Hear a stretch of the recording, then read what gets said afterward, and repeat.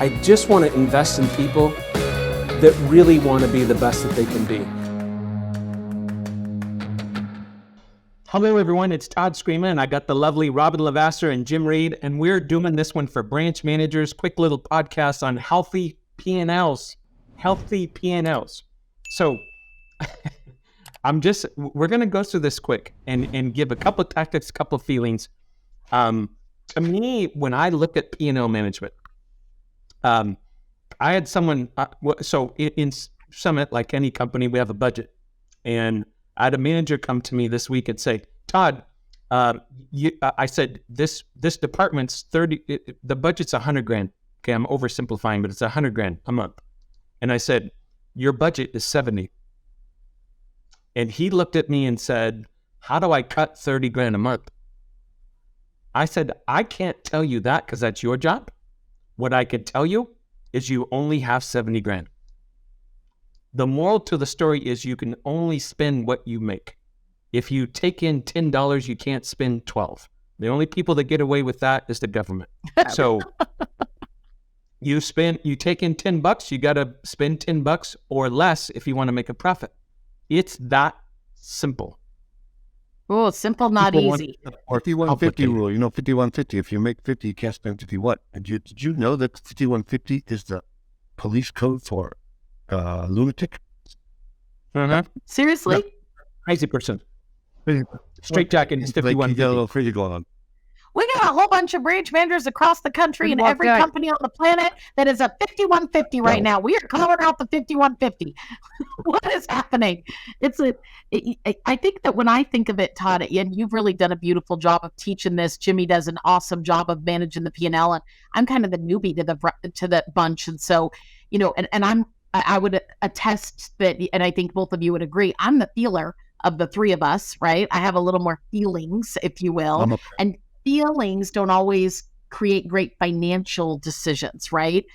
Feelings often create fear and excuses and reasons and those things. And I'm not saying all feelings are bad, but I think that one of the things that this current market has done is often taken people to a place where they no longer even want to look, right? They're waiting for it to magically fix itself. And I will say that what I have really learned more and more of is the only thing that really fixes expenses is more revenue or cutting the expenses, right? Like that you want to make money, you either have to out earn it, which is something that a lot of people couldn't do, especially in the first 90 days of 2023, which meant the expenses had to be at a place where you weren't the 5150. And I think that that's been, like you said, it sounds very simple, but it hasn't felt very easy. Jimmy, what's your thoughts on it?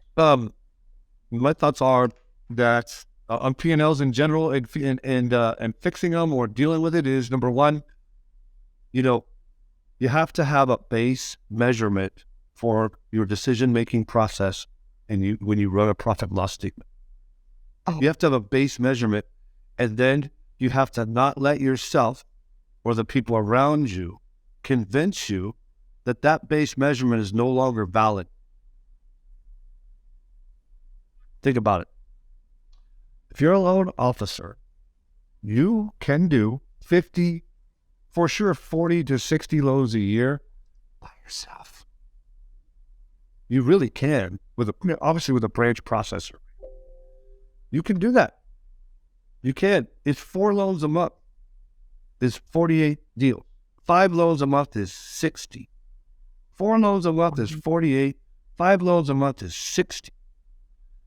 For 20 leads a month, you should close 4 or 5 loans. Do you agree? Yes. 20 leads a month is calling 1 lead a day and trying to meet with that 1 lead that day. And only about half of them will meet with you. Okay?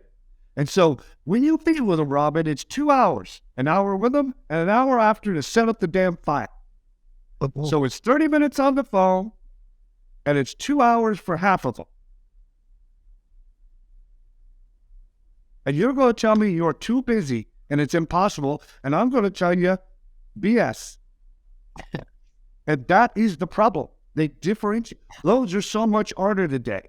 oh my gosh, it's different. Oh, I'm sorry to break this down for y'all. You're getting me all fired up this morning. Those are easier today. They're harder to find, but they're way easier to do. Yeah, one of the things, Jimmy, what you're alluding to is what... to Robyn. He knows I'm... Yeah.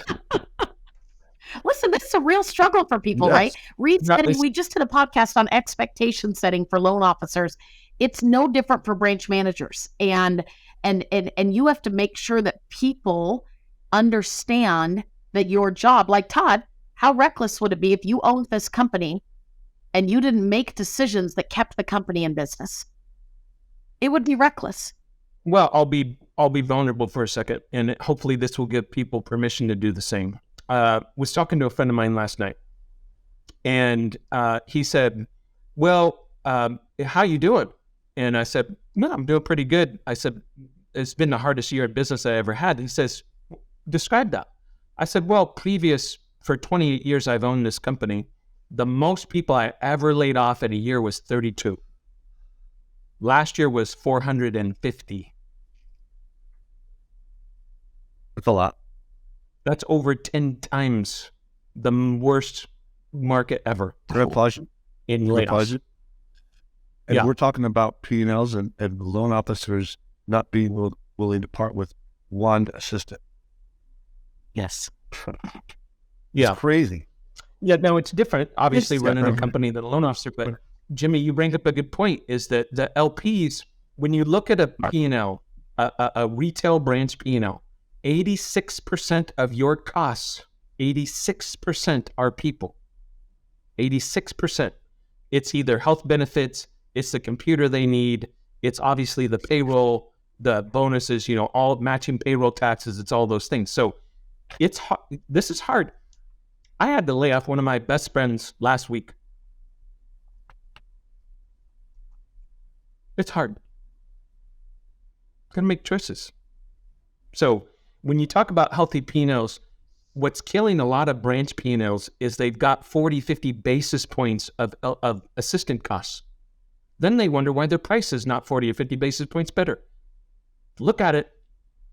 It's right in black and white. You just don't want to make eye contact because it means letting go of 3 of your team members. It's harsh. But if you don't make those decisions, you're not going to make it. You won't be here. But I got to jump in. I'm sorry. But check this out. No. Go ahead, Jimmy. I'm sure what you have to say is more important and better than mine. Go ahead. Keep going. Wow. Do the loan partners stick around, or do they leave whenever they want? They leave. How often? Often. I counted up how many loan partner ones I had in my career. I never got to the end because it was so many. Wow. So, it's not, loan partner one is not a career. Stop acting like you're ruining someone's career. It was probably their first or second job, and they still don't know who they want to be when they grow up. Yeah, when you look at it, Jim, just to put a stat to what you're saying, the turnover rate on loan officer teams, whether it's Summit, whether it's other companies I've coached, it's about 45% per year. Per year. So that means the average LP stays about 6 months. That's the truth. So really good input, Jim, because and I'm not saying, hack good people or whatever. It's just not easy. You're in a... Well, Robyn, you had a really good point. But one of the things managing the expenses is also not only managing, but aligning those expectations. And I think one of the things that's amiss is that the emotions cause us to, and listen, I speak in a vulnerability like guilty as charged sometimes, where gosh, I want to be supportive of that loan officer. I want to make sure they're taken care of. And what you realize is that at the same time, it is our responsibility to, they didn't sign up to manage the P&L and be the branch, right? Deal with the space and the staffing and all of those things. And it's okay to reset expectations. However, you do have to show them the plan. And I think, Jimmy, you're one of the best at this in branch management. You are so clear, like you just did. You're going to meet with a loan, right, with a client. You're going to spend an hour, and then you're going to spend an hour on the file. And if you're doing around 5 units a month, that's about 20 to 25 leads, which means you might work a little bit on a Saturday or a Sunday in current market conditions, right? And all of a sudden you're spending this much time, and hopefully selling through that process. You're very clear at giving loan officers, I guess, to my point without rambling, a plan to do things, not just take things, right? And I think that one of the things that sometimes happens in leadership as we go, sorry, we're kind of victims to this as well. And I hate to do it, but we got to do this. They're thinking, how am I going to do it? As a leader, our job is to show them how to do it. And sometimes we just go, you'll be fine. Well, that's not a plan that people can really follow, right? And they would be their own leader if they knew how to lead their way through it. They need you to lead them through it. They need you to have a plan for them to succeed, possibly with less staff, shared staff, no staff, right? They need a plan to succeed and know that you can see it clearly, that one, they can do it, and then how to do it. And if you don't know that yourself as a leader, you need to do a little check and balance on that, because that also will help not only keep the P&L healthy, but keep your relationships with your loan officers healthy so that everything's just not spiraling down. Yeah. But check this out. I always say being a branch manager is parenting. It is for sure parenting. People don't I don't think a lot of people agree with me and they don't really understand what I mean. But Ed has 3 boys. And they are good boys. They are good boys. I know good boys and bad boys. And these are good boys. Good boys do bad things at times, right? And as a job as a parent is to be their friend or to guide them into their life. Well, we all know it's to guide them into their life. But in the moment, what we really want is for them to love us and want to be around us. That's all we really want. It's all I really want. If you ask me, Jim, you get 3 wishes. My first one, honestly, swear to God, would be that my boys want to be around me all the time. I swear to God it would. And so, this is going to make sense in a second. So Aunt's she wants her boys to be around her all the time, and she wants them to be happy all the time. And it backfires. It just does. And you say yes too much, and then yes has no meaning. What? Yes only matters if you also say no. Think about that. Yeah, yes also becomes the norm and the obligation. Right. You feel obligated to say yes. Well, and you Sometimes feel beholden, right? You feel beholden to something. Whenever you're beholden to something, you're really not showing your best self, right? In any direction. That's a really big deal when you feel stuff going down right now. Yeah, there. Who knew that had all to do with? But isn't P&L just as much emotion at the end of the day as it is? Well, there's tactics? Because numbers are numbers. If it wasn't emotional, it'd be easy. We'd all just look at the map, do the 5150, and everybody be winning right now. Emotion, the kryptonite to a P&L. It's the kryptonite. It's the kryptonite. Yeah, no, it is. It's that's why I say, going back to the beginning of this call, because I know we're trying to keep it short, is the measurement is the basis for your decisions on a P&L. And if you don't have a measurement or you make exceptions to it, you are not going to make any money. Yep. Well, guys, you're talking to 2 of the best branch managers I've ever known. So take what they say to the bank, because it's critical that most branch managers in today's market have never been faced with this crisis. You've got to be a leader. You've got to run the math. You've got to know how to message it. You got to know how to be direct. And those are all skills that if you do it right, you come out of this, the opportunity is your P&L is healthy. You get into more of a normal market and you're singing good, right? For 10, 15 years until the next crisis comes. And that's the skills that you're laying the foundation for a lot of people. If you are a branch manager and you ever want to talk to a great private mortgage bank, let us know. We'd love to interview you. We hire about 1 branch a month, and we're not trying to be the biggest, hugest mortgage company. We're a very well-run, well-capitalized, mid-sized mortgage bank. That's who we are. And we'd love to talk to you if the opportunity ever comes up. We'd love to talk to you. Can I describe an opportunity? Yeah. I'm talking to a lot of people right now, a lot of times because of my experience in the core, people find me and ask me questions. I don't even know where the heck they find. And I've been talking to branches, Todd, that are 1 loan officer and they call themselves a branch. Yeah. That is so dangerous.